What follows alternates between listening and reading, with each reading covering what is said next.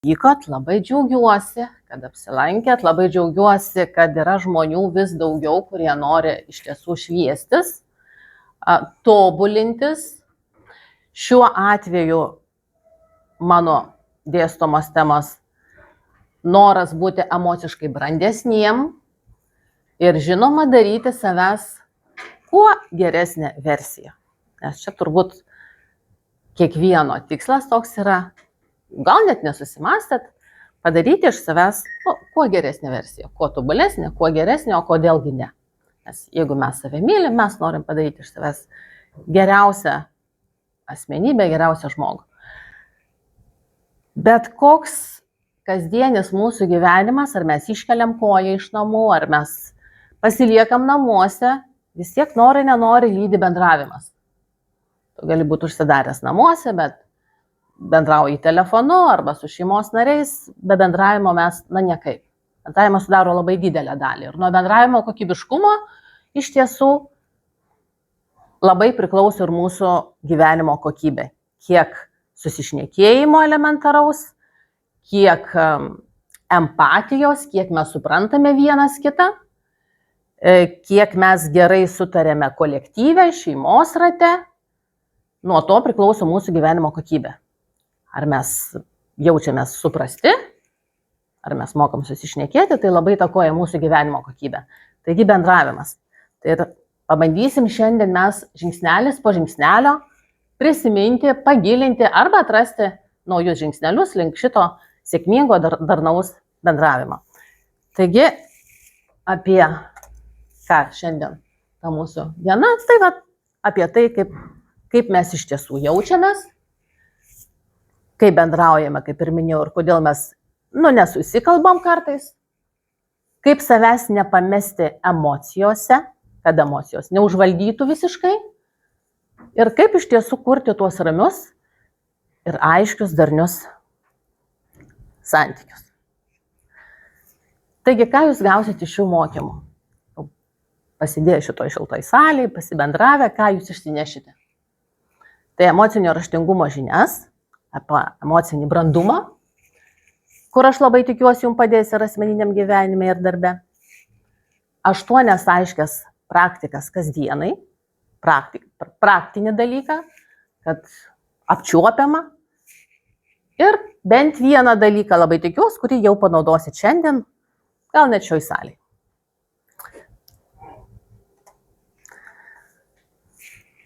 Bendravimas ir emocinis intelektas yra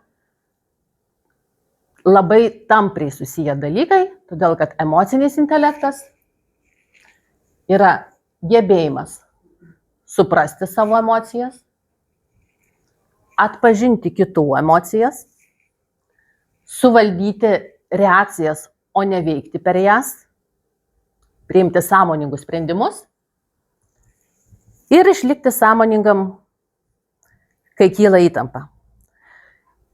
Ir dabar mes truputėlį pakalbėsim, norėsiu išgirsti jūsų nuomonę klausimėliais. Emocinis intelektas, klausimėlis bus vėliau, emocinis intelektas yra visur. Paimkim 2 sritis – darbą ir šeiminius santykius. Taigi darbe. Jis yra komandiniam darbe. Įsivaizduojat, visi turit kažkokius tai darbus arba bent jau veiklą. Komandinis darbas, tai reiškia, yra kolektyvas, yra žmonės skirtingų temperamentų, amžiaus, patirties, tai tuo labiau derinimuose labai daug. Konfliktai.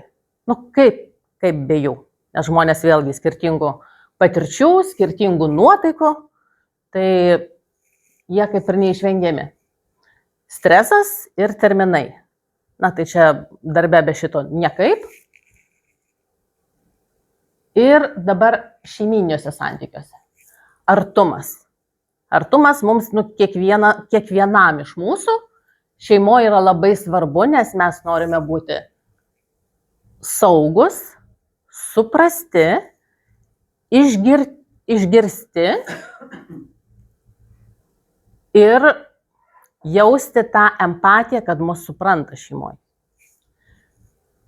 Tai dabar vat ir noriu išgirsti iš jūsų, kiekvieno arba kas jau čia norės pasisakyti, kur asmeniškai jums yra svarbesnis tas emocinis išvystytas intelektas, gebėjimas bendrauti. Kas pasisakytų darbe svarbiau? Ar santykiuose? Santykiuose. Darbe, nu, jums ten streso sakėt, neminėjot.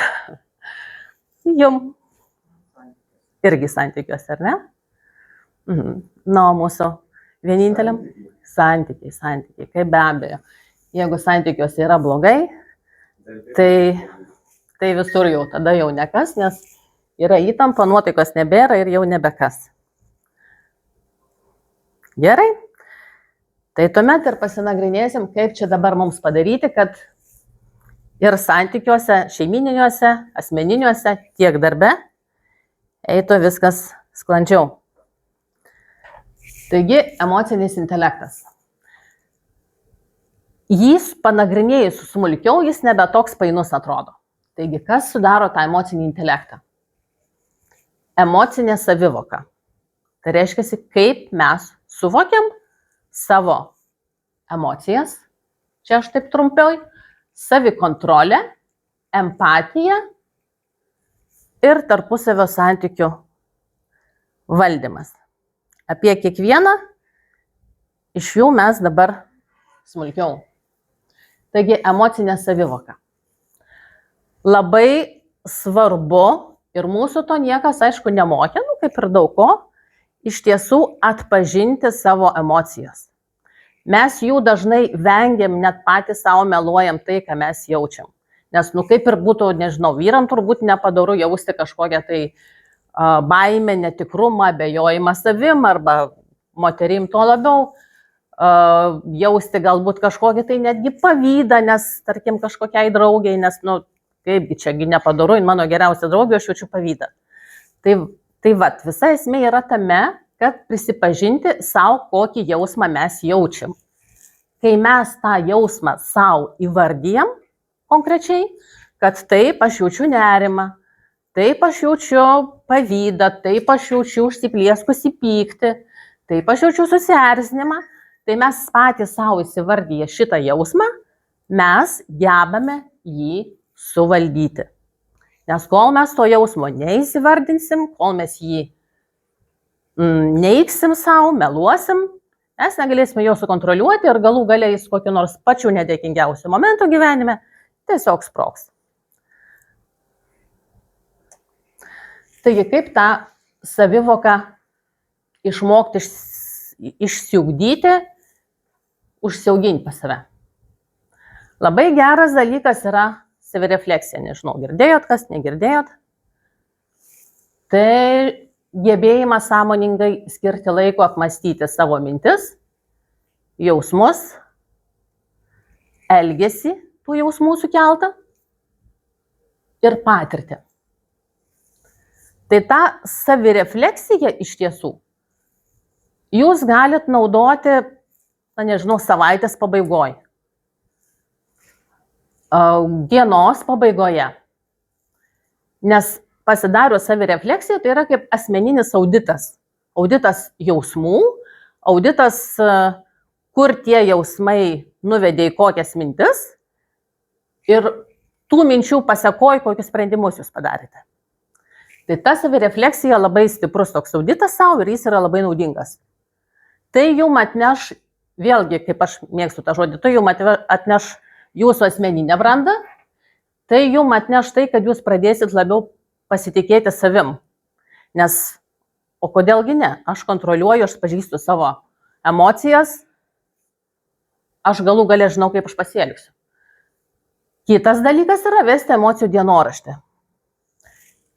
Čia galbūt tas labiau padeda, nenoriu ten skirstyti vyrai moteris, bet tarkim pabūkim moterimis. Čia galbūt netgi padeda labiau moterims, kurios yra labiau emocingesnės. Tai labai natūralu, taip jau mus gamta sukūrė. Tai mus tai ir puošia kartu, ir tai gadina momentais, tos mūsų emocijos. Tai vesti emocijų dienoraštį. Tai tiesiog, kad ir kiekvieną dieną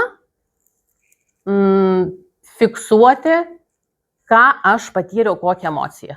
Pradedant nuo ryto, Ar aš ką pamačiau pro langą ir ten, nežinau, kaimyną, arba kokį tai šuniuką, kokias man teigiamas emocijas arba juokingas sukėlė. Nuo to, kaip parduotuvėje aš pakalbėjau su pardavėja, nuo to, kaip pas mane kolektyve viskas vyko, nuo namų santykių, vesti emocijų tą dienoraštį. Ir šiaip jau tai jūs iš tiesų atversit savo dalinai akis, ilgiau pavedę tokį dienoraštį, kad jūs, na labą dieną, aš susipažįstu su savimi. Tai vėlgi labai savęs pažinimas labai geras vyksta. Ir kitas grįžtamoji aplinkinių reakcija. Paprasčiau tariant, tai būtų patarimas paklausti savo artimo kolegos, su kuriuo arba šeimos nario, su kuriuo yra nuoširdesni, gyvesni santykiai. Tai yra paklausti, kad jis pastebėtų jūs porą dienų ar savaitę ir paskui pasakytų iš šalies, kokias emocijas vyruojančias pas jums pastebėjo. Gal kokį tai netikėtą dalyką pastebėjo. Gal kokius tai jūsų elgesio pokyčius pastebėjo. Tiesiog, kad iš šalies jums nuoširdus artimas žmogus, stebėjęs jūs porą dienų, įvardintų, ką jis pastebėjo to, ko nepastebit jūs pas save. Tai vėlgi jums padės gal sukontroliuoti, gal patobulinti savo elgesį, bet jūs jausitės labiau tvirtas, labiau pasitikinti savim. Na ir truputėlis mini praktikos. Čia gal labiau aktualu tada, kai jums būna įtempta diena, tiek asmeniniuose santykiuose, tiek veikloj, kad jūs skiriate minutę savo, užsimerkite ir ramiai savęs paklausėt. Iš tiesų, kur mano emocija yra šiandien? Galvoje, gerklėje, skrandyje, krūtinėje, nes žino, turbūt esat, kas pastebėjo, turbūt nei vieno čia nėra, kad nebūtų patyrę streso, kad būna nuo įtampos skauda galva, taip, ir dar kaip. Gerklėje irgi būna, kad užspaudžia, negali ten kažko tai pasakyti, stovi gumulas, nuo apmaudo ar dar kažkas, nes skirtingos emocijos sukelia skirtingus tokius. Skrandyje vėlgi būna nuo nervinės įtampos, dažnai kam būna pradeda pykinimai ir panašiai. Na ir krūtinėje. Tai va, tai jūs savo, ypač, sakau, įtemptoj dienoj, nurimę pagalvokite, kur jūsų dabar emocija yra kurioj vietoj. Tai jums padės vėlgi savo pripažinti ir duoti kūnui tokį raminamą toną, kad taip, aš tave išgirdau, aš suprantu, kaip tu jautiesi, pasišnekėkim su savo kūnu, su savo mintim. Taip, aš suprantu, kaip tu jautiesi, aš žinau, kur dabar ta emocija, viskas praeis, mes susitvarkysim. Tai labai siūlyčiau šitą pabendravimą su savo kūnu. Kita mini praktika, tai vėlgi esant didesnė įtampai, kaipgi be tų įtampų, kad ir kaip mes norėtumėm be jų gyventi, bet jų nebūna. Tai vėlgi įsivardymas. Čia panašiai kaip su emocijom, kad mes turime išmokti jas įsivardinti, nemeluoti savo. Tai taip įsivardyjam emocijų termometrą. Balais nuo visiškos ramybės iki 10, kurioje vietoje šiandien aš esu. Ir šitą vėlgi kiekvieną dieną, arba daleiskim darot savaitės apžvalgą, jeigu buvo sudėtingesnė savaitė arba tokia svyruojanti, tai irgi galit savo atsakyti į klausimą pagal tą dieną, kurioj maždaug ar buvo svyravimas intensyvus, ar maždaug taip ir jautėtės kažkur ant 3, tarkim. 3 balams. Vakarykštė diena, kas galėtų išsiduoti, kokiu buvo? 10. Taip, na šiandien, supratau, tai sveikinu tada. Jeigu nereikėtų, nors tada reikėtų, taip, išsirėkti. Reikėtų. Iš nervo ir iš džiaugsmo. Įtariu, kad iš nervo, nes iš džiaugsmo čia turbūt mažai kas rinktųsi taip. Na, Aš vakar dieną priskirčiau 10, bet iš džiaugsmo. Na va, tai čia vadinasi, nu taip, vat gyvenimas ir yra juoda balta, nu čia labai natūralu. Bet per dieną būna daug emocijų. Tai va taip. Sako, atvardinkit, aš galvoju, man Taip. vakar, pavyzdžiui, buvo nuostabi diena.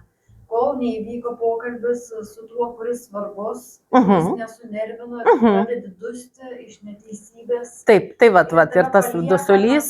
Nors tu Taip. palieki jį.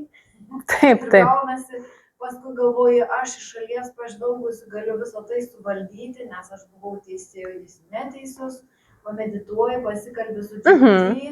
GPT tau paaiškina. Kreipėtės. Tai buvo emocinis smurtautojas ir tada tau palengvėja, galvoju, aš elgiausi adekvačiai ir vėl tada emocijų skalė vėl pakinta.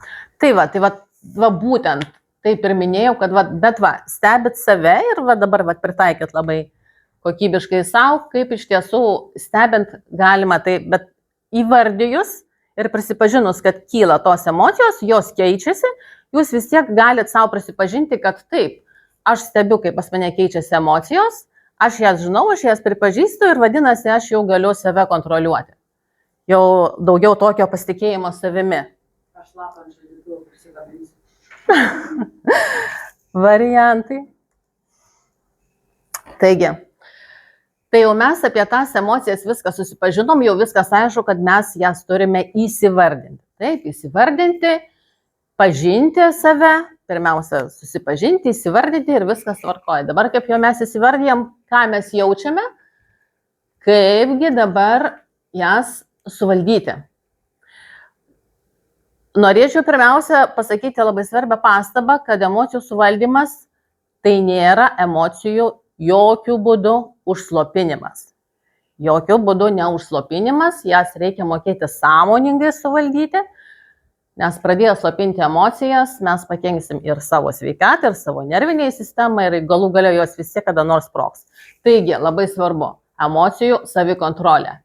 Tai emocijų atpažinimas, sąmoningas reagavimas, reiškia nepasiduoti emocijai, o su protu sąmoningai reaguoti, ir aišku, gebėjimas kontroliuoti tas emocijas.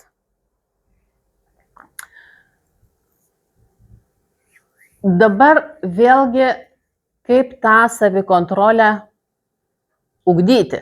Nes pašnekėti, aišku, daug lengviau, kaip ją iš tiesų, kaip tas emocijas sukontroliuoti, nes tai reikia išmokti.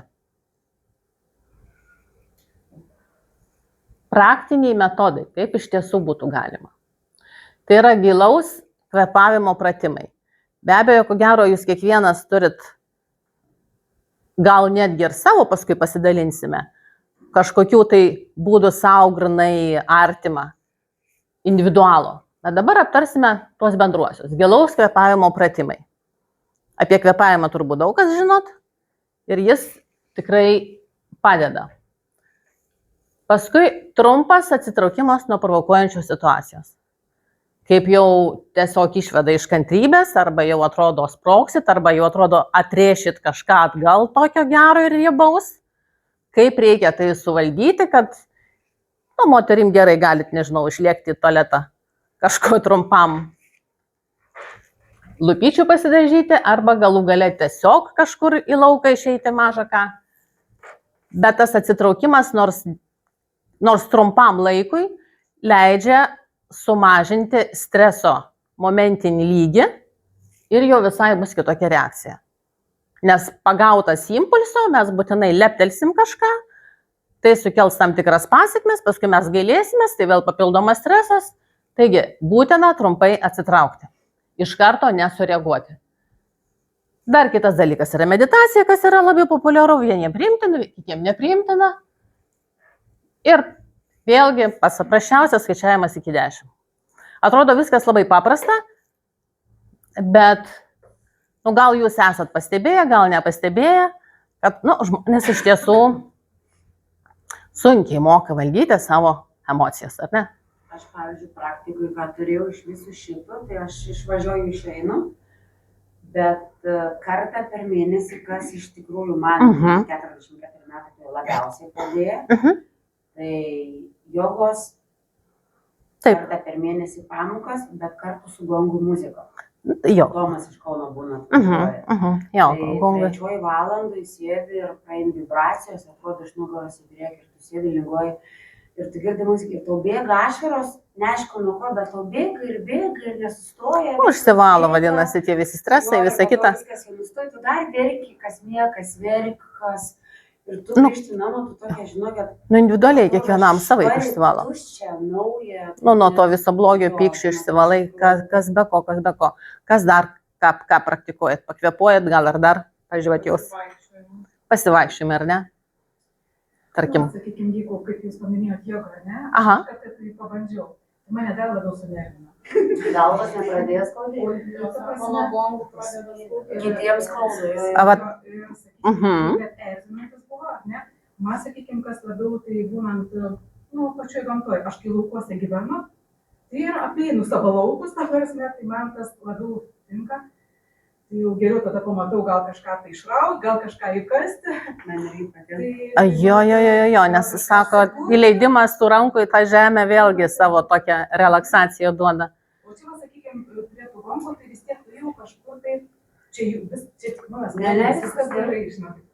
Tai, kad tu kažkieno tai valdomas tą darai, bet tu nejauti, ko tau pačiam reikia. Gerai, kad jums padėjo, ne, kad padeda. Nu, bet Nes aš kai žagarės esu pas mumis iš tikrųjų Meškino rūmai ir parkas, ir tie ežerai visi, tai aš irgi turiu šunį, tai mes išeinam, vakarė ramiai, aš jau tai valandai prasikvėpuot, bet kada jau visai, kai sakau, stogą rauti, atitinkama meditacija yra tas gamtos vaikščiojimas. Jo, bet labai svarbu atrasti iš tiesų tą savo zoną, ar jogą, ar meditacijas, ar kvėpavimą. Būtinai reikia savo individualiai atrasti, kas padeda taip, nes man daleiskim irgi, kaip sakėt, joga, aš irgi negaliu, mane tai irgi erzina. Man jau tada reikia veiksmo. Jo, bet vat, Bet mhm. man reikia veiksmo, kad aš, sakykime, vėl galėčiau gyventi. Jo, bet iš tiesų atradus vat, šitas savikontrolės išsikrovimo šitą zoną, sritį, tai labai gerai, tu žinai vietą, kur jeigu jau labai blogai, kur aš galiu pabėgti, kur man saugu. Pavyzdžiui, nuimkim, aš namuose irgi, aš labai bjauriškai naksis namuose, mano vyras gerėtas. Tai aš kartais, kai labai susipykstam, aš gan audringa, jau šachmat, žinau, kad lietuviškai pasakęs, tai aš kartais, kad pabėgti nuo visko, einu tiesiog į lovą ir miegoti, užsiklot galvą ir miegoti.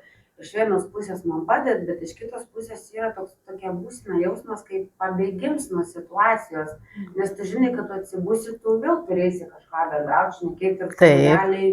Taip. Tiek, kad kūnų gal pails, bet mintis jinai nervinė sistema irgi puikiai. Bet atsiminti 2-3 valandų, man atrodo, iš tikrųjų, žinau, kad Tai visų pirma pliusas, kad jūs galite miegoti ar panirti tą gilę miego stadiją. Tai vėlgi gerai, pailsi mintis, o mintim pailsėjus, tai viskas gerai, tai gal jūs tada jau galit, bet tų visų savo emocijų sukeltų moteriškų jau ramiai pakalbėti su tuo vyru. O, jo, nu tai stiprybės tam vyrui reiškia.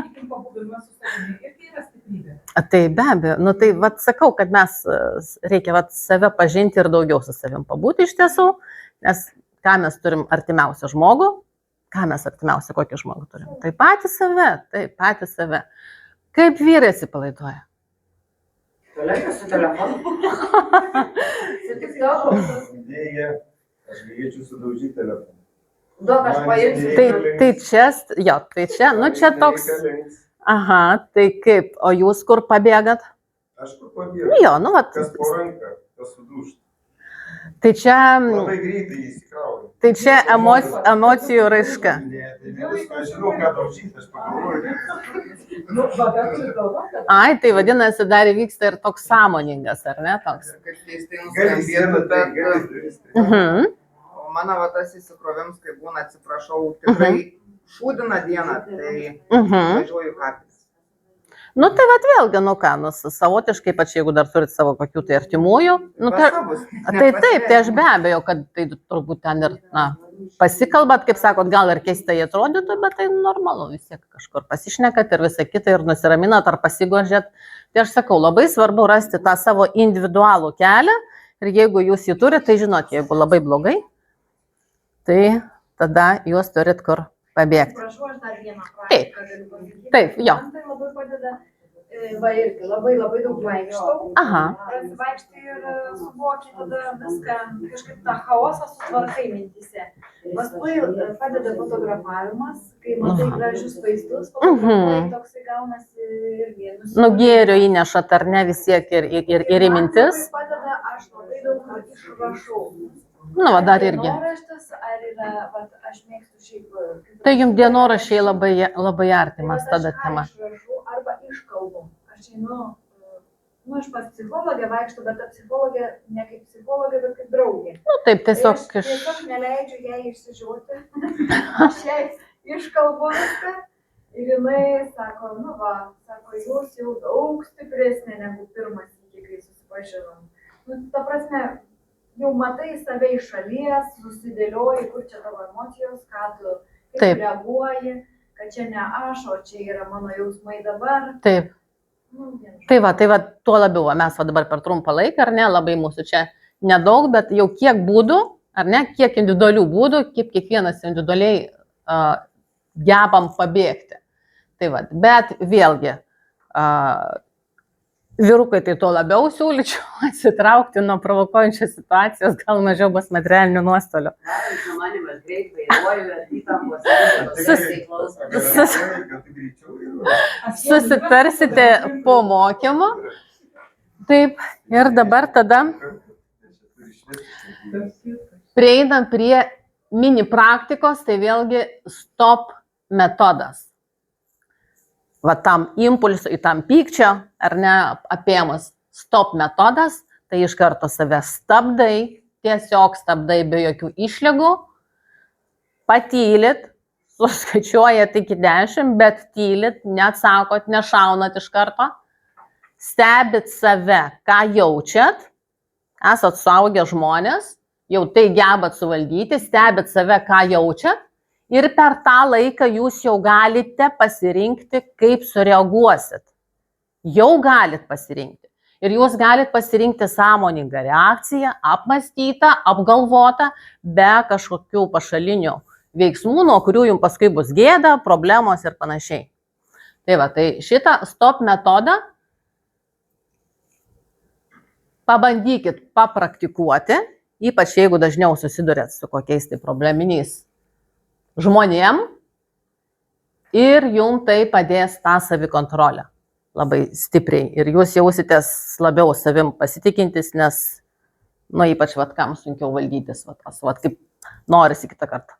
Moterim atrėžti iš karto, aha, tu man taip, tai aš tau taip dar riebesnį žodį. Nu, tai va taip.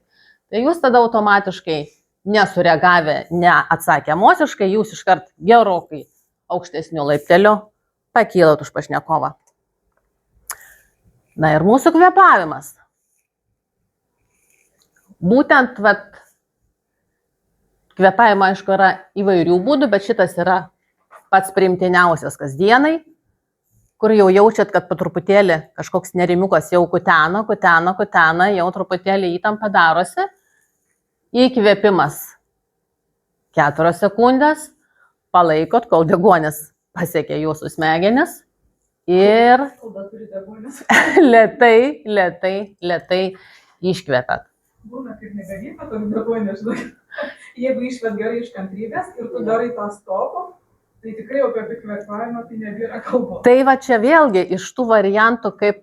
Jūs kaip pradžioje minėjote, kad labai daug žmonių dabar labai impulsyvus. Taip, tai va. Tikrai jau to stop nedaro ir tu dar turi susitvarkyti su savim ir su tuo žmogum, kuris nesivaldo. Ne?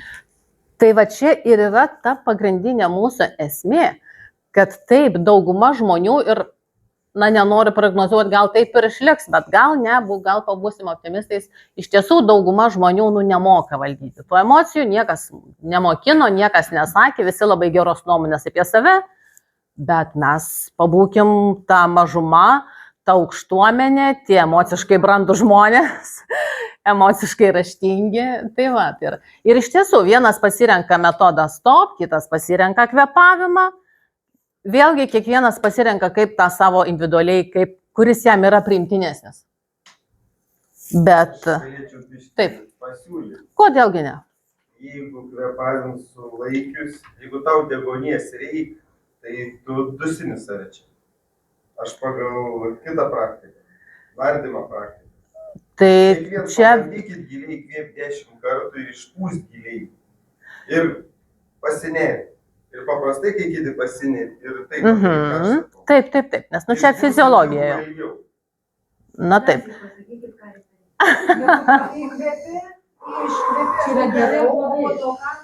Tau čiut negalvoj pradės vaikti. Man nepadeda. Todėl, kad tu deguonies daug gauni. Šiaip sakau, čia tokiai nekritiniais atvejais, bet jau čia, kaip aš sakiau, kaip paminėjau pradžiai, kaip jau jaučiat, kad jau toks jau nerimukas ateina.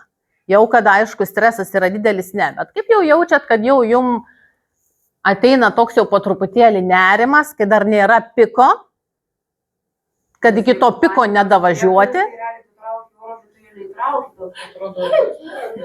Tai va čia iki to, čia yra profilaktika, nes nereikia užleisti, kaip mes, kad primityviai palyginkime, nereikia užleisti danties skausmo, kad būtų nebegalinis. Tai ta profilaktika, jeigu jaučiam nors truputėlį kažkokį tai nerimą, pabandykim taip pakvėpuoti. Iš tiesų, šiaip tai nors kokios 3-4 kartus taip įkvėpus ir giliai iškvėpus, tik tai nuo poros 2 kartų nepastebėsit, bet paskui, kaip jūsų organizmas įpras, jis gaus nesąmoningai tokį ženklą, kad jam tai yra ženklas nusiraminti.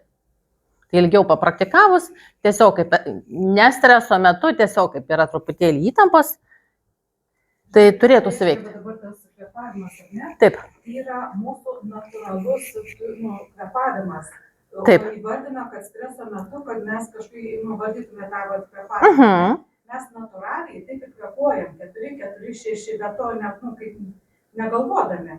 O kai būna tas stresas, kai sako, ten labai dažnai kvėpuoja, tai yra jau nebenormalus, tai yra sakomas pareik į normalų 4-4-6, tai nėra kažkas tam. Tai aš ir sakau, čia yra toks tiesiog profilaktinis, bet iš tiesų, nes čia šiaip yra ne streso valdymo. Tiesiog kaip ta emocija, ta tiesiog kasdienė emocija, tą tokį, kad ir tiesiog susierzinimą, nebūtinai stresą, sakau, iki streso mes nedaikim, kad ir tiesiog elementarų susierzinimą, kaip suvaldyti. Taigi, tai jau mes pažįstam savo emocijas, taip, jau išmokom susipažinti. Galų gale jau aptariam, kaip iš tiesų jas galima sukontroliuoti ir kad vis tik tai jas kontroliuoti būtina, nes nesukontroliuotos emocijos tai veda vis tik tai į nelogiškus karštakošiškus sprendimus, į konfliktus ir tai sukelia dar didesnės įtampas ir pablogina mūsų gyvenimo kokybę. Taip, bet dabar dar yra kitas dalykas - empatija, kaip suprasti kitus žmonės, kaip susišnekėti su jais. Tai empatija, tai yra gebėjimas įsijausti kito žmogaus emocinę būseną, suprasti, ką jis jaučia ir atitinkamai reaguoti. Empatijos rūšis, kognityvinė pažintinė, ar ne, suprantu, ką tu išgyveni. Tai čia jau grinai supratimas, žinojimas, ką tu išgyveni, kokia tavo situacija, suvokiu, suprantu. Emocinė, tai jaučiu kartu su tavimi, ypač tai lengva jeigu artima kolegė darbe, ar ne, ir jinai jau ten matot, kad vaikšto pasimetusi, išsiblaškiusi, artimas jums žmogutis, tai jūs ją jaučiate, taip emocinis, jūs jaučiate. Jau pas jums yra ta empatija emocinė, kad jūs jaučiate, kad jinai susierzinusi ir veiksmais parodo rūpestį savo elgesiu. Vėlgi tai pačiai kolegijai, jeigu jinai įsiblaškiusi, padedat pasiūlot savo pagalbą, gal aš vietoj tavęs kokį darbelį padarysiu, gal tai prisės, gal vandenuko išgerk. Namuose tai tuo labiau mes rūpestį rodom, jeigu mūsų vaikučiai susirga arba dar kažkas artimo savo tų rūpestį. Tai vat empatija, jinai yra iš kelių rūšių ir šiaip jau tai būtų labai neblogai, kad mes tą empatiją ir patys jaustumėm ir mokėtumėm ją atpažinti. Tai dabar pats svarbiausias, kaip tą empatiją ugdytis. Kaip susikoncentravę visi į save, man savo, kitus žmonės nelabai mes ten mėgstam įsigilinti, kaip nors išgyvens ir vat ir vyksta tas nesusibendravimas. Taigi, kaip tas empatijos ugdymas? Tai yra lėtas, dėmesingas klausimas visų pirma. Mes paskui aptarsim smulkiau, bet vat, lėtas, dėmesingas klausimas tai yra būtent dėmesingas, būtent skiriant dėmesį išklausyti iki galo, nepertraukti, stebėti kartu ir kalbos ir balso toną. Nes žmogus kalba tai yra žodžiai, bet daug daugiau pasako, ką jis nori pasakyti kalbėdamas. Kaip kalba, koks jo tonas, kaip jo kūno kalba, ką jis bando ištransliuoti, galbūt kažko nenori pasakyti. Ir šiaip jau tai mes turim būti labai dėmesingi ir stebėti detalės. Ne vien tik tai girdėti ištransliuotų žodžius. Galbūt jis kokį žodį ir neteisingai pavartoja, galbūt jo kūno kalba sako visai ką kitą. Tai pasistengim būti dėmesingi ir atidžiai klausytis. Tai mes daugiau sukaupsim tos informacijos, bus mūsų privalumas ir mes plačiau galėsime spręsti tą situaciją. Tai ir vėlgi situacija, bet būtent iš to žmogaus pozicijos. Nes žinodami žmogų, jo jautrumą arba jo probleminę situaciją, mes daugiau tas mūsų supratimas apie tą žmogų gilėja. Vėlgi labai patartina vadinamas apsiauti batus kito žmogaus, ar ne? Žiūrėti ne iš savo varpinės situaciją. Nes kaip mes labai mėgstam, aš tai daryčiau, tai taip. Tai jūs darytumėt, bet iš tiesų pas tą žmogų galbūt kitokia šeiminė situacija. Galbūt pas jį toks emocinis fonas iš prigimties, galbūt pas jį visai kitoks temperamentas. Ir vat būtent pažinodami tą žmogų, būtent iš jo pozicijos spręskit, kodėl jisai būtent taip reaguoja. Ir gink Dieve, nesumenkinti to žmogaus, bent jau nerodyti, pagalvojat, mintyse pagalvojat, bet bent jau neištransliuoti tam žmogui, kad gal tu per daug jautrus, gal tu čia nusišneki, gal tu taip pagalvoji. Pasilikit savo. Nemenkinti jausmų, nemenkinti emocijų, gal tu čia per daug karščiuojasi. Tiesiog žmogus taip jaučiasi ir tai yra jo. Tai va, tai čia tas empatiją užsiugdyti, iš tiesų mokėti įsijausti į kitą žmogų yra labai svarbu. Vėlgi, kodėl? Todėl, kad mes patys norim būti išgirsti, suprasti, išklausyti, tiek šeimos rate norim būti suprasti, tiek norim, darbe, kiek jau ten mus girdi, bet mums patiems, pradėkim nuo savęs, mums patiems reikia, mes patys labai norime būti suprasti, išgirsti, pamatyti, ne tik, kad mūsų išklausytų. Tai kaip mes norim patys, tai tą patys stengiamės ir suprasti dėmesingai stebėdami kitus žmonės. Ir tai iš tiesų praplės mūsų empatijos vadinamą žemėlapį. Ir kuo daugiau mes tų situacijų stebėsim, tiesiog kaimynai kokie nors bendrauja, su kaimynais bendraujate, parduotuvėje, kolektyve. Pabandykit kitom akim pasižiūrėti situaciją, apie ką žmonės kalba, kokias emocijas naudoja ir tiesiog savo pabandyti paspėlioti, pažaisti. Aš manau, kad jis dabar jaučiasi taip, pas jį turbūt situacija yra tokia ir kiek maksimaliai jūs galėtumėt apipiešti šitą žmogų savo. Ir va šitaip lavindami savo šitą empatiją, jūs gebėsit tada labiau, jau esant reikalui, labiau įsijausti to žmogaus situaciją, tinkamai parinkti žodžius bendraudami su juo ir taip pagerinsite ryšį, galbūt pagerinsite artumą, galbūt pagerinsite pasitikėjimą jumis, kad vat, o šitas mane išgirdo, šitas mane supranta ir aš tada būsiu su juo artimesnis, jis patikimesnis. Tai va, tai ta empatija yra labai svarbu iš tiesų. Atsiprašau, Taip. man žinokit, kilo klausimas. Taip. Aš mokausi empatijos Mhm. bendraudama išklausyti ir suprasti, bet nenorint susipykti besikalbant, Taip, tu gali išduoti save ir ai geriau patylėsiu, ai geriau nesakysiu ir taip toliau. Ir gaunasi taip, kad tu save slopini, kad tik Taip. tiktum kitam. taip, taip. Tai irgi yra negerai. Tai yra negerai. Labai stebėti, pavyzdžiui, kada jau tas žmogus piknaudžiauja ir tu lieki tada irgi. Taip, nes prarandantis save. taip, tikrai taip, pat ką prieš tai kalbėjau. Nenorint susipykti, tu gali va taip tiesiog vis nusileisti ir tu jauti. ir paskui Čia dar- vėlgi yra kita tema. Taip, bet čia yra kita, taip, bet čia yra vat, kita jau tema, santykių tema, kur reikia išmokti pasakyti ne. Tai čia, jo, čia kur kas. Žinokit, tada reikia, esmė tame ne tai, kad tylėjimas yra savęs, ne, ten žudimas ir visa kita, bet tokiu atveju reikia atitinkamus klausimus užduoti ir tada žmogus jisai nebežemina kito. Taip, bet čia jau grinai santykio. Žinokit, reikia pataikyti. Nu, Jo, reikia pataikyti ir tikrai jisai Taip, bet tą pataikymą reikia vėlgi, jo, reikia tai irgi išsiugdyti, jo, kaip ir viską. Taip, o emocijų slopinti žinoma, kad nereikia, nes jos bet kuriuo atveju ir sproksta, kažkurio jos būtinai išeis ir dažniausiai pačiu netinkamiausių momentų pasuntos emocijos išeina ir kas be ko, taigi tai mūsų sveikatą žaloja. Kaip mes galim save žaloti? Mesgi save mylim.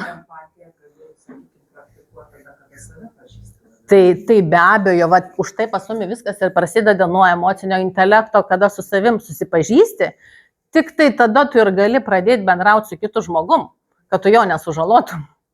Tai kas be ko.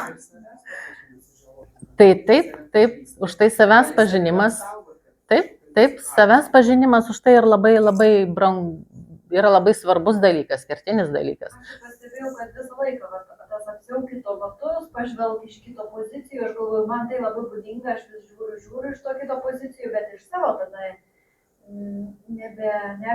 neapginu savo Tai pozicijų. viskas tvarkoj, jūs pasižiūrit, pabandot suprasti, bet nereiškia, kad jūs einat per gyvenimą kito batais. Jūs turite eiti per gyvenimą su savo batais. Nes gaunasi taip tada, kad tu kitą vis teisini, o tas visą laiką yra vargšas. Ir tu tada jautiesi išduodantis. Na taip, bet jo, čia yra santykių tema. Įvardykit, kad tai yra jo problema. Tai ne jūsų problema. Ne? Reikia tą pastebėti. Nu, taip, reikia tą pastebėti ir sakau, ir reikia išmokti sakyti ne. Tai punktai galvoju, viską darau, bet tada persistengimą. Mhm. Tai va, taip sijauti kito batus, reiškia pasistengti suprasti jo poziciją, bet nereiškia, kad su jo batais eiti per savo gyvenimą. Tai čia yra labai didelis skirtumas ir tą ribą plonytę, aišku, reikia išmokti pastatyti. Taigi, kaip jau mes išmokstame, atpažįstame savo jausmus, ar ne, išmokstame juos kontroliuoti ir kontroliuodami pasirinkti jau tinkamas emocijas, tinkamus sprendimus, mes tada jau galime eiti toliau į kokybišką bendravimą su visų pasauliu. Taip? Bendravimas susideda iš 4 dalių. Sėkmingas bendravimas, efektyvus bendravimas susideda iš aktyvių dalių. Tai yra aktyvus klausimas, jis visur eina, jeigu pastebėjot. Grįžtamasis ryšys, konfliktų sprendimas, kaip be konfliktų, niekaip. Ir žinoma, bendravimas be barjerų. Aptarsim smulkiau. Aktyvus klausimas. Probleminis dalykas šiais laikais. Paprastas, bet labai sudėtingas. Aktyviai klausyti. Aktyviai, atidžiai dėmesingai, nepertraukti, neįsiterpti, su visom verbaliniam priemonėm, akių kontaktu, kūno kalba, parodyti žmogui, kad taip, aš tavęs klausausi, aš sukoncentruotas į tave, tu man svarbus. Ir išklausyti iki pat galo. Kaip mums tai vis tik tai yra sudėtinga. Nes nuo to labai priklauso, kokią jūs informaciją gaunat. Gal jūs patrauksit pačiu tuo momentu ir paskui žmogus pamirš ką pasakyti, tai mes ir informacijos netenkame. Ir kartu įvedam susierzinimą. Tai žodžiu, aktyvus klausimas yra labai svarbus. Gebėti išklausyti.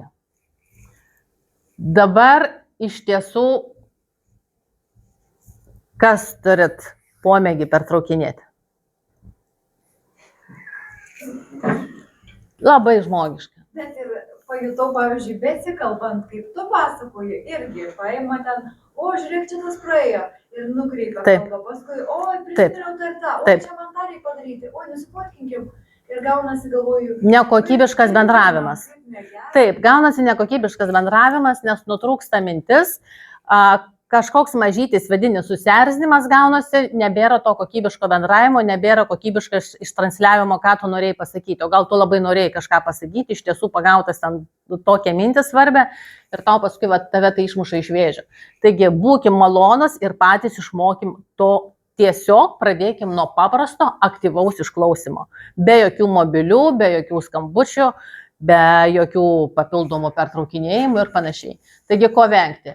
Nekalbėti, kol kitas kalba, nespręsti iš anksto, žinau, ką tu norėjai pasakyti. Ne velnio, mes ten nežinom, nespėliokiam, gal ir žinom, išklausykim iki galo. Na ir žinoma, nevertinti, kad tu čia kalbi nesąmonės, nepabaig kalbėti, aš jau žinau, ką tu pasakysi.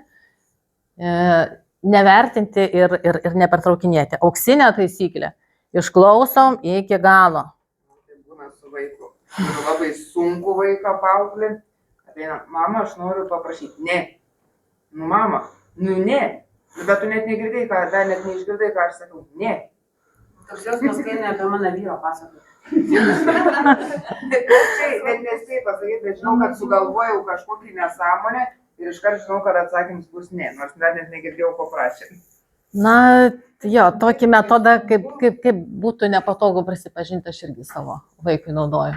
Nes, jau žinai vis tiek, kad nieko protingo tam Jeigu kažką protingo, tai žinai, kad net neklauso, tiesiog padarys dažniausiai, o jeigu kokią nesąmonę, tai žinai, kad ateis prašyti. Tai vadinasi nesąmonė. Taip.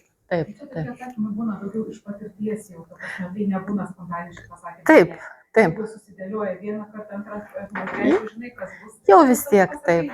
O ypač taip, su artimaisiais, jau juos vis tiek jau žinai nuskanuoji. Taip. Tai vėlgi šita. Taip. Yra toks dalykas, kai moteris galvoja, kai yra teisė.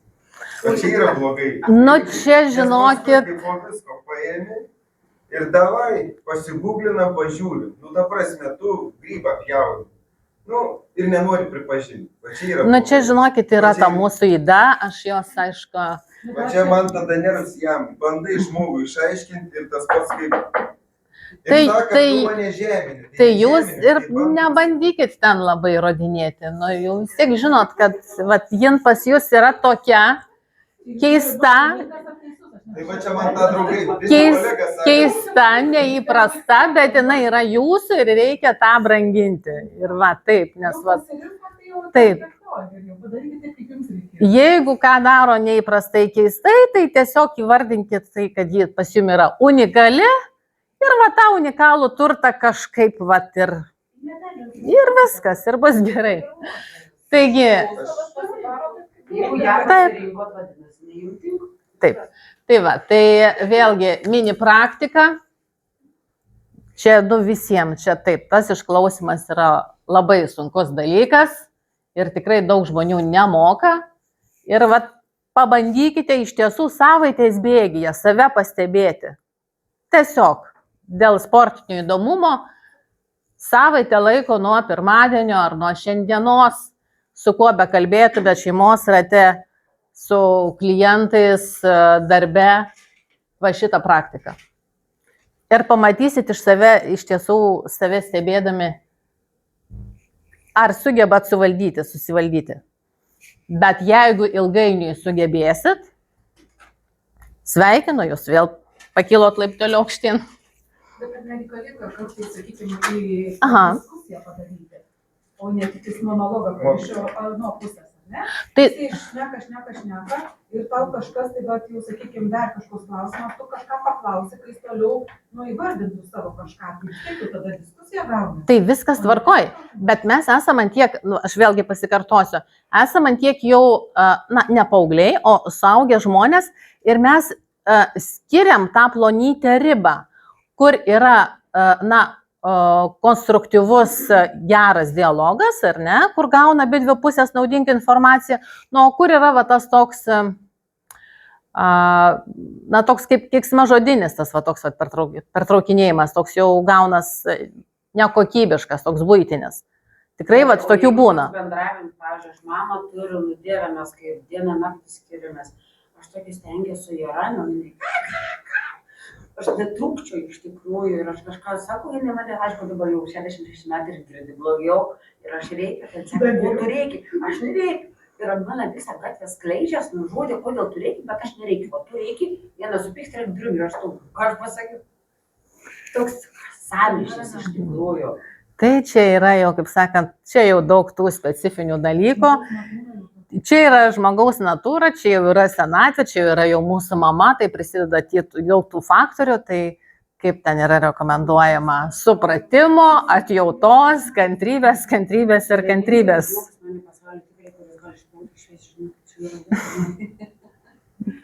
Aš tai matau.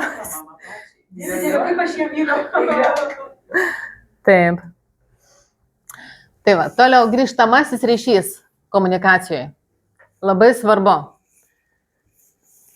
Nes kaip tik į tai, ką dabar viena ir kita pasakėt, o kaip jeigu norisi pasakyti, o kaip jeigu norisi išvesti kalbėjimą į dialogą. Tai vėlgi grįžtamasis ryšys. Ryšys turi būti visų pirma koks, tai mes atkreipkim. Bet koks dialogas, ryšys, pokalbis, jis turi būti aiškus, konkretus, pagarbus ir orientuotas į augimą. Gerai, yra niuansai, mes jau tarkim netaikom, kai ir nebendraujam su senyva mama ar su kokiais probleminiais žmonėmis, bet ir probleminiais žmonėmis mes įsivaizduokim, kad mes esam truputėlį aukštesni, emociškai brandesni, tai tiesiog patylėkim. Ir viskas, bet šiaip vis tiek bendravimas turi būti aiškus, konkretus, pagarbus. Ir tuo labiau, jeigu jūs norit pasakyti kažkokią tai pastabą, norit pasakyti kažkokią tai kritiką, nes, o kaip be to, tai bent jau nereiškit tiesiai į akis. Arba tiesiog, turit tą supratimą, vieni turi, kiti neturi to supratimo, vėlgi individualiai turbūt pagal žmogaus savybės, kiek aš esu pasibėjus per gyvenimą, tai jeigu jau kas jau yra tokio kritiško, arba nemaloni pastaba, tai vis tiek stenkitės bent jau tai sakyti ne prie žmonių. Vis tiek konfidencialiai, tie patys vaikai, jie nemėgsta būti barami, kritikuojami prie savo bendraamžių, tie patys, tai vyrai, tai tuo labiau, mes moteris, tai tuo labiau, mes gėlės, mes tuo labiau nemėgstam, kaip mus kas nors iš šono. Tai vėlgi, gerbdami vienas kitą, pastabas, komentarus vienas kitam, sakykim, kaip sakoma, už uždarų durų, akis į akį. Nesižarstykim tais visais negatyvais arba pastabom, nes vis tiek žinom, tai savaime suprantama, kad žmogus, kad ir teisingą pastabą išgirdęs ir ją pripažinęs, vis tiek jam tai yra nemalonu, kai dar girdi grupę žmonių. Tai būkim tiek empatiški ir emociškai suaugę, kad bent jau pastabas nesakykim atvirai. Tam yra vadinamas sumuštinio metodas. Ir pirmiausia, kad ta pastaba skaudžiai nekirstų ir kad tas bendravimas iš tiesų atneštų naudą, Nes be abejo, tiek šeimoje, tiek darbe, reikia pasakyti, ar kad kitaip pasielgtų, ar kad kažką padarytų, kaip tai padaryti, kad neįvesti konfliktą. Tai pirmiausia, akcentuokite, kas daroma yra gerai. Darbe, tarkim, kas ten aktualiau darbe, tai tarkim, puikiai darai ataskaitas. Bet va, dabar šį mėnesį įvelta daug klaidų. Tai jeigu tau trūksta laiko, duosiu laiko, bet aš tikrai nebejoju, kad tu tą ataskaitą gerai padarysi, nes iki šiol darydavai gerai. Bet būk ten maloni, tas klaidas ištaisyk kuo greičiau ir tikiuosi, kad daugiau tokių klaidų nebebus. Namuose to labiau. Namuose tai to labiau visi, kad namuose nebūtų tų kivirčų, pykčių, tos tokios atmosferos, kada ten visi tokie suirzę. Tai vėlgi tuos pačius kritiką, nes mes namiškiųgi nesaugom šiaip jau tai. Nieko ištvers, kur dėsis iš namų neišeis. Tai vėlgi, tokias pastabas mes irgi, kad ir tiem patiem vaikam galim pasakyti, kad, ką žinau, ten tikrai esi geras vaikas, klausai manęs, vis tiek padarai ten kažką, tai tikrai negaliu tavim skųstis. Taip, bet vis tik tai būk malonus, ten susitvarkyk tą kambarį. Ir viskas bus gerai ir mes toliau gyvensim ir man nebus blogų emocijų, nesgi tu mane myli, nenori man sukelti blogų emocijų, aš tave myliu, susitvarkyk tą kambarį ir viskas vėl bus viskas gerai, nežinau, eisim išgerti arbatos arba eisim į kiną arba galėsi išeiti vėl su draugais. Tai žodžiu, šitaip. Tada žmogui sukyla, kada jis išgirsta nors truputėlį motyvacijos ir pagirimo žodžio, kad jis vis tik tai iki šiol kažką yra padaręs gerai arba bent jau gero elgesio.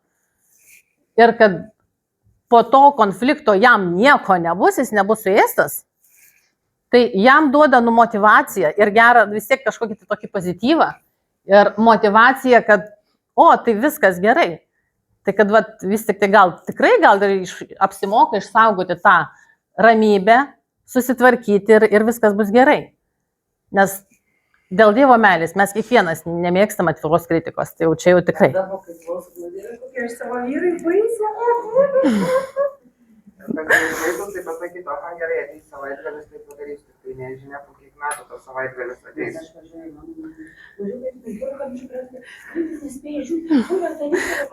Su vaikais vėl kitaip. Taigi, dabar tai kaip mes, buvo čia kalba, kaip iš tiesų mes turim tą ryšį, grįžtamąjį ryšį ištransliuoti žmogui. Dabar kaip mes priimam ir ypač kritiką, ar ne? Tai tiek asmeniniam gyvenime iš artimo žmogaus, tiek darbe, girdint kritiką, nes gal jūsų artimasis ar kolega nepraėjęs jokių kursų ir jums rėš iš karto į akis, neįviniodamas į jokią sumuštinę, be jokios empatijos, be nieko ir jums taip ir padės. Tai kaip tą ryšį? Tai nekovoti, nesiginti iš karto. Pasakyti taip, savo stop. Pasakė, neišprusęs pasakė. Jisgi ten toks. Vėlgi išklausyti iki galo. Nes galbūt jis tikrina jūsų reakciją. Galbūt tai šiokia tokia provokacija, gal žmogui nuobodu. Tai bet jūsgi esate emociškai raštingi, taip? Tai jūs išklausote iki galo. Jūs gebat ramiai išklausoti iki galo. Jau savaime suprantama, kad jūs visai kitoks stotas, visai kitokia pozicija. Jūs nepasiduodate emocijai provokacijai. Dar jeigu kas jūs dar netgi paklausėt, pasitikslinat, ar tu tikrai, ta prasme, mane kaltini tuo ir tuo, arba tikrai nori, kad aš padaryčiau taip ir taip. Dar kartelį pasitikslinat, ar teisingai supratot, ką jis jums ištransliavo. Per tą laiką jūs nusprendžiat, kokią pasirinksit reakciją. Bet jau ta reakcija, jinai jau bus apgalvota. Ne tokia, kaip pirmų punktų galėjot padaryti, nepagalvoja, nesustoja, iki galo neišklausę. Jūsų reakcija jau bus visai kitokia. Jau jinai bus sąmoninga. Ir jūs jau negalėsit pasakyti paskui, kad ai tai aš nepagalvojęs atsakiau, mane apėmė impulsas, pasakiau, leptelėjau, kažką sudaužiau ir viskas. Ne, jūsų reakcija jau bus sąmoninga. O jeigu dar darbo atveju, jeigu dar darbo kolektyve, jeigu dar su kažkokiu tai vadovu, tai labai rekomenduoju, na, aišku, čia irgi yra individualūs atvejai, jeigu pasako, tarkim, kritiką, kad kažkas nedadaryta, ar lėtai dirbot, ar kažko nepadarėt, tuomet viską išklausot ir dar pasakot ačiū. Tai aišku, labai netikėta,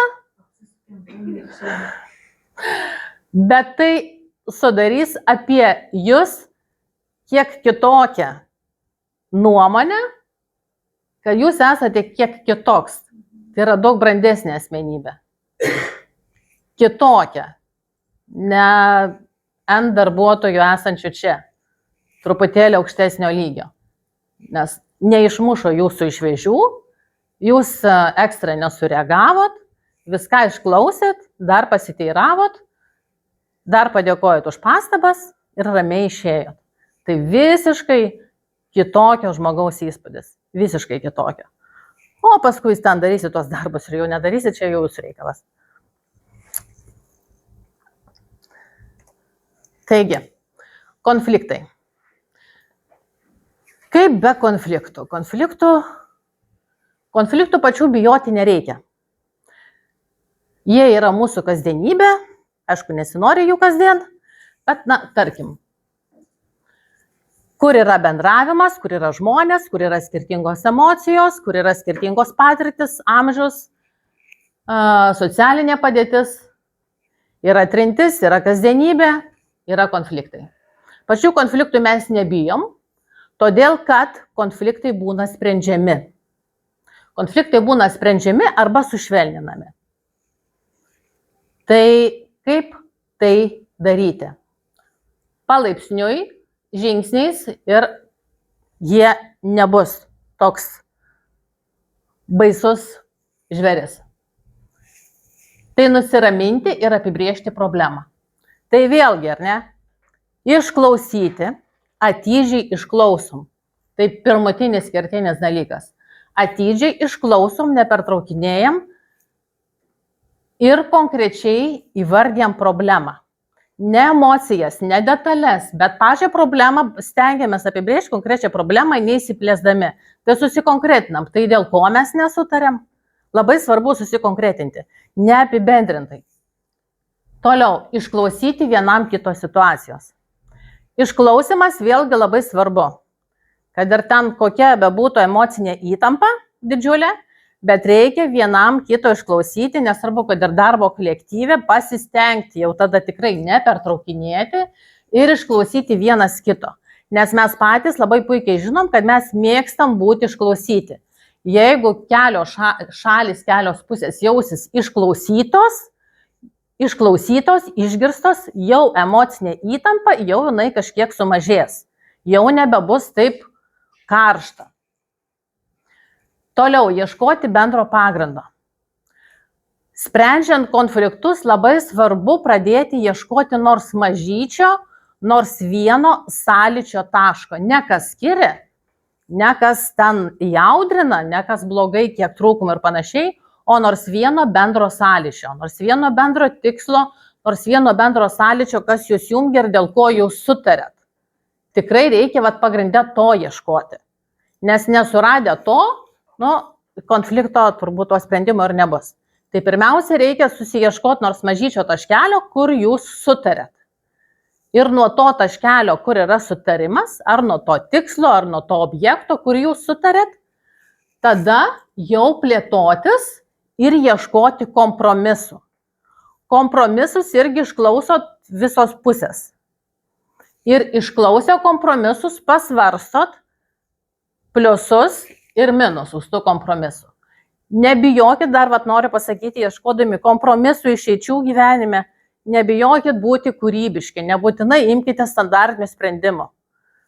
Būna kitą kartą ir kažkokios tai neįprasti sprendimai, ne taip kaip žmonės, kaip mes sakom, daro. Kažką kitoniško, bet būtent kas jums yra artimo, gal tas sprendimas tiks ir kitai pusiai. Nes mes labai visi gyvenam rėmuose ir stereotipuose. Tai va, nebijokit atsispyrę nuo to bendro taško sutarimo, ieškoti kompromisų, juos apsvarstyti visus pliusus minusus ir tada jau priėmę sprendimus sutarti dėl veiksmų. Dabar sutarimas dėl veiksmų, kas yra irgi labai svarbu, kad vėl neįsižiebtų konfliktas.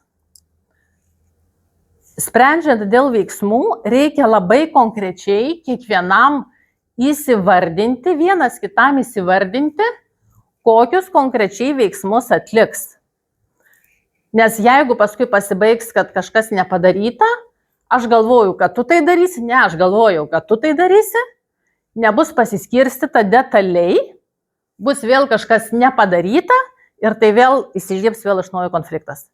Taip kad svarbu, kad iki galo kokybiškai sprendžiant konfliktą, būtinai susitarkite detaliai, smulkmeniškai dėl kiekvieno veiksmų.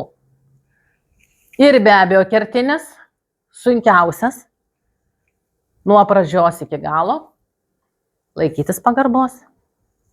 Čia yra turbūt sunkiausias dalykas, tai yra, kaip ir minėjau anksčiau, nemenkinti kito jausmų, nemenkinti kito nuomonės, nemenkinti kito pozicijos, bet išlikti pagarbiai.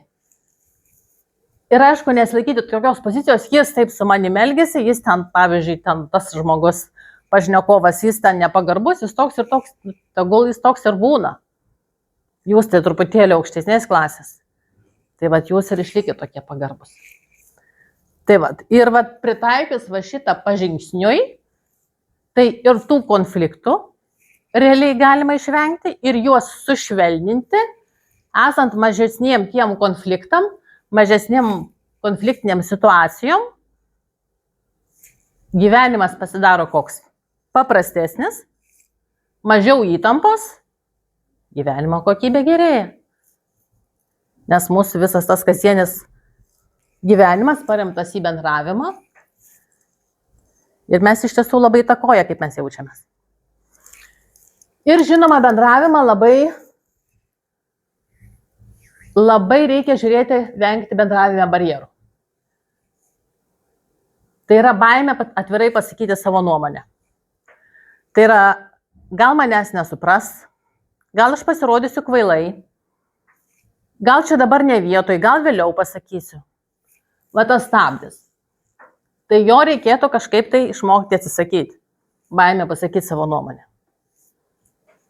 Griežta hierarchija, tai čia darbuose daugiau aktualu. Stereotipai. Na, jie mus valdo, ar ne? Ten gal moteris nelabai išmintingos. Seni žmonės, seni specialistai, gal jie negali dirbti gerai.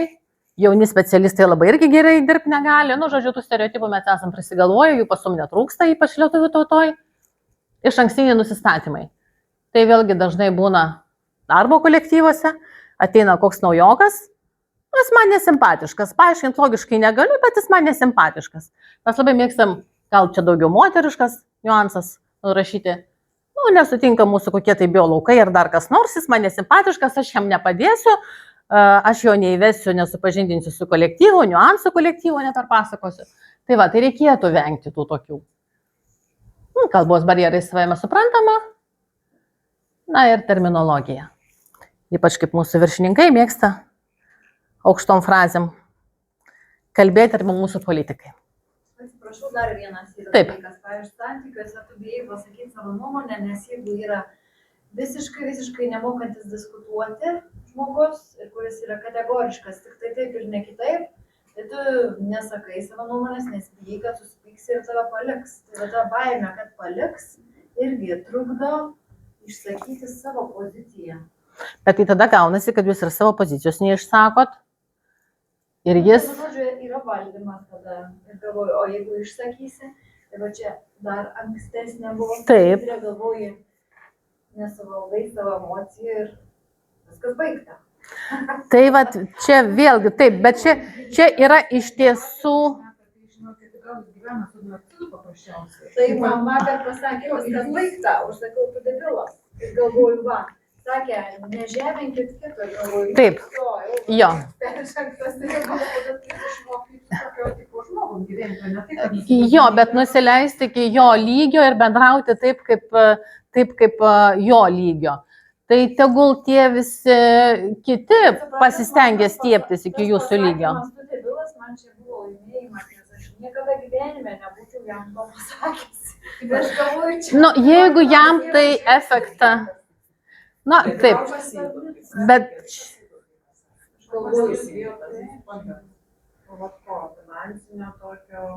tai čia yra jau tikrai, čia yra santykių tema, beje, irgi kažkurio tai laiku, dabar tiksliai datos negaliu pasakyti, bet irgi vesiu santykių temą.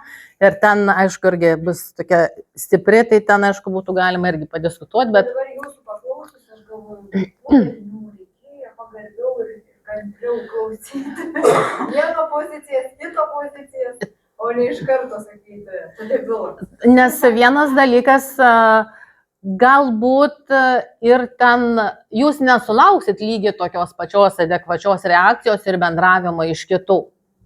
Bet tai nereiškia, kad jeigu visi kiti ten yra, na, tarkim, žemesnio sluoksnio ir ten žemesnio intelekto ir negebantis nei valdyti, nei parinkti žodžių, nei visą ką, tai nereiškia, kad dabar mes turim nusileisti kartelę ir patapti, nes mes norim kuom tapti, geresnėm savo versijom, norim būti emociškai brandesniais, norim būti kokybiškesniais. Tai kodėl mes turim nusileisti iki jų lygio? Man patiko, kad jūs iš viso pasakėt, kokia turėtų būti schema. Tai nereiškia, kad jeigu tu viską išklausai, tai tu leidi, kad tave žemintų. Tu tiesiog stebi viską. Ir aš esu vienas, tik tai padarė su tuo žmogum, išklausiau, nors jis neteisus ir aš pasakiau. Aš išgirdau, ką tu norėjai pasakyti. Nu, matot, kaip puikiai. Va čia yra brandumas, tai va sveikinu ir toliau taip laikytis. Tai va, tai šitą mes aptarėm ir toliau tada vėlgi žiūrim praktiškai konfliktinę situaciją, ar ne? Ir va, pakomentuosit, ar ne? Va, teiginys, kaltinamasis tonas, kaltinamasis teiginys, iš karto apkaltinimas, tu visada viską sugadini paskutinę minutę. Nu, kaip ir viskas aišku, konkretu, nėra ką čia ir bet sakyti, taip? Ir dabar emociniu intelektu grįstas, taip? Aš jaučiuosi nesaugiai. Tai pirmiausia, ištransliuojam ir nebijom garsiai įvardinti savo emociją. Net kitiem, aš jaučiuosi nesaugiai. Kaip planai keičiasi paskutinę minutę? Jau konstatuojam faktą, kas buvo negerai. Ir iš karto eina pasiūlymas, ne vien sausa kritika. Po kritikos iš karto eina pasiūlymas. Susitarkime, kad informuosime, ką darysime iš anksto. Tai skiriasi, ar ne? Ir kurį dažniausiai naudojat? Pasitaiko buitį. Visada ir viską negalim taip sakyti. Visada. Na, tai va, taip, nes tie kategoriškumai, jie niekada ten prie gero nepriveda. Ir visiškai kitokia nuotaika, visiškai kitas tonas nuo pat pradžių užduotas bendravimui. Nes vėlgi bandykite būti empatiški ir tas žmogus, kuris pripratęs ar negirdėti, daleiskim, jeigu jis yra jūsų artimasis arba kolega darbe ir dažniausiai yra pripratęs girdėti vat, pirmo atveju šitą ir jūs po šeštadienio, sekmadienio pasakot emociniu intelektu grįstą. Nu, aišku, žmogui varysit sumaištį, nesgi ta žiežola arba pikčiurnė kitaip nemoka, bet o kodėlgi ne? Tai va, tai pabūkime labiau emociškai stabilus ir labiau išsilavinę. Aš pasitariau ir nusprendžiau. Na taip. Jo. Arba mes pasitarėme ir aš nusprendžiau. Čia klasika yra, taip. Čia yra klasika, čia taip. Šitas žinoma. Tai va. Na ir ką mes gavome? Apibendrinimas aplamai. Savivoka, emocijos įvardijimas išdrįsimas įvardinti emociją, įvardintą emociją sukontroliuoti, gebėti pajausti ir suprasti kitą žmogų, gebėti jį išklausyti, gebėti suteikti kokybišką grįžtamąjį ryšį, kritiką pateikti subtiliai, mokėti spręsti pažingsniui logiškai konfliktus, tai čia jūs turite puikų raktą į darnius, ramius santykius. Iš tiesų. Nes santykiai tiek darbe, tiek šeimoje yra mūsų didžioji gyvenimo dalis. Tai labai linkiu šito rakto nepamesti ir jį nešiotis kiekvieną mielą dieną. Nes tai iš tiesų gerins jūsų gyvenimo kokybę. Jūsų pačių rankomis, jūsų pačių galvom. O kad būtų lengviau tau rakto nepamesti, tai vis tik tai primiktinai rekomenduoju kasdienai naudotis šitas praktikas. Jos tikrai yra kasdienai pritaikomos ir ilgainiui jūs pastebėsit, kad ėmusis šitų praktikų, praktikuojant juos kasdien, auga jūsų dar labiau pasitikėjimas,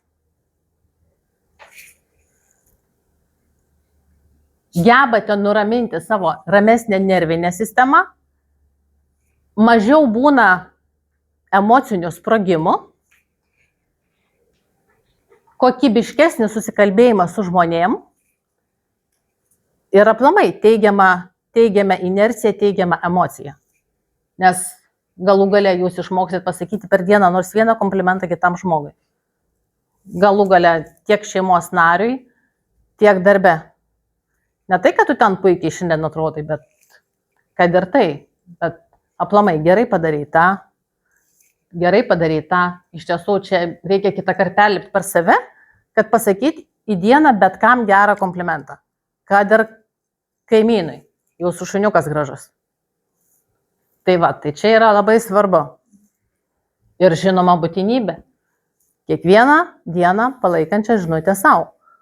Kokie mes esam šaunus, kokie mes esam puikus, kokie mes esam brandus, nes mes mokam valdyti savo emocijas, mes nepurkštojam, mes neplyštam, mes sukontroliuojam, mes brandus.